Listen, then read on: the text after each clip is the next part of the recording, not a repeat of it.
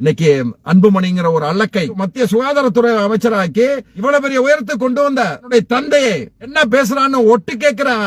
சொல்றாங்க திமுகவை அழிச்சிருவேங்கன்னு. குஷ்பு அவெல்லாம் யாருங்க? அவ சேலஞ்சு விடுறா திமுகக்கு. சீமான் அந்த நாய் எல்லாம் வந்து தலைவர் பக்கத்துல உட்கார்ந்தானுங்கிறங்க உடம்புலாம் எரிஞ்சதுங்க எங்களுக்கு திமுக காரனுக்கு.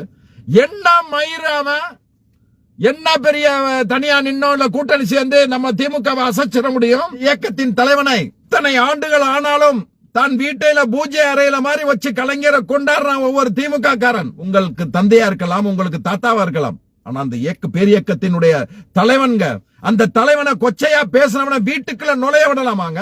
வேதனையின் உச்சங்க. சீமான் மாதிரி ஆட்கள் வந்துதான் நம்ம இயக்கத்துக்கு உதவணும் அப்படின்னா அப்படிப்பட்ட ஆட்சியில இருக்க வேண்டிய அவசியமே இல்லைங்க. என்ன ஆட்சியில வந்து இந்த இயக்கத்தினுடைய தொண்டர்கள் என்ன சம்பாரிச்சிருக்கா? இல்ல இந்த நிர்வாகிகள் தான் என்ன இடத்துல உட்கார்ந்துருக்கான்? மக்கள் மட்டும் சந்தோஷமா இருந்தா போதும். இந்த இயக்கத்துக்கு உழைக்கிறவன், இந்த இயக்கத்துக்கு கண்ணீர் சிந்துறவன், இந்த இயக்கத்துக்காண்டி உழைக்கிறவனுக்கு ஒண்ணு வேணாம். அவன் எப்பவுமே ரோட்ல தான் இருக்கணும்னா சீமான் மாதிரி ஆட்களை தூக்கி வச்சு நிப்பாட்டிட்டு நம்ம அந்த இதை கொண்டு வந்துட்டு என்னங்க செய்ய?